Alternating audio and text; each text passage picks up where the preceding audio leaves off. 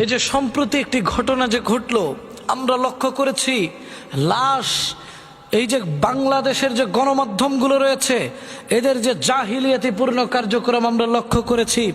প্রিয় ভাই আমার, এই যে স্কুলে শুধুমাত্র 20 জন ব্যক্তি মারা গিয়েছেন, এখন পর্যন্ত প্রত্যেকটা গণমাধ্যমে এমনটি প্রচার করা হচ্ছে কেন? আসলেই বাংলাদেশের মানুষকে কি বুঝাইতে চাচ্ছে? আমি বাংলাদেশের যিনি বর্তমান চিফ গভর্নর রয়েছেন, বাংলাদেশের যিনি বর্তমান রাষ্ট্রনায়ক রয়েছেন, আমি তাদের কাছে একটি কথা পরিষ্কারভাবে বলে দিতে চাই, আপনারা যারা ঊর্ধ্বতন কর্মকর্তা রয়েছেন, সঠিক লাশের হিসাব আপনারা কেন দিচ্ছেন না?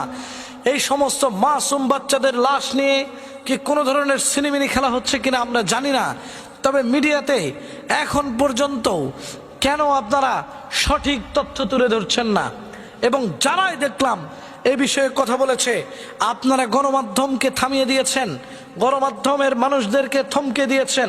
বাংলাদেশ সেনাবাহিনী, বিজিবি, র্যাব সমস্ত বাহিনী একত্রিত হয়ে যেখান থেকে শত শত মানুষকে বের করা হয়েছে, শুধুমাত্র কি মৃত্যুর সংখ্যা 20 জন?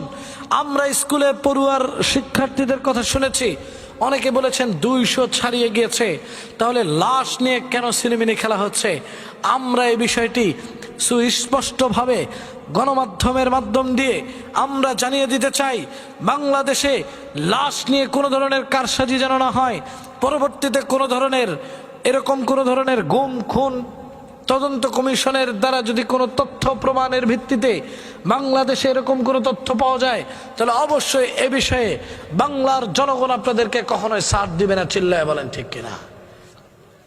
প্রিয় ভাই আমার, লাশ কোথায় যাচ্ছে, কতজন মারা গিয়েছে, আপনারা সঠিক জবাব না দেওয়া পর্যন্ত বাংলাদেশের মানুষের প্রত্যেকটা মানুষের উচিত হবে আলটিমেটাম দিয়ে আবারও রাজপথে নেমে এই শিশু বাচ্চাদের বিচারের কার্যক্রম শুরু করা। কথা বলেন ঠিক কিনা?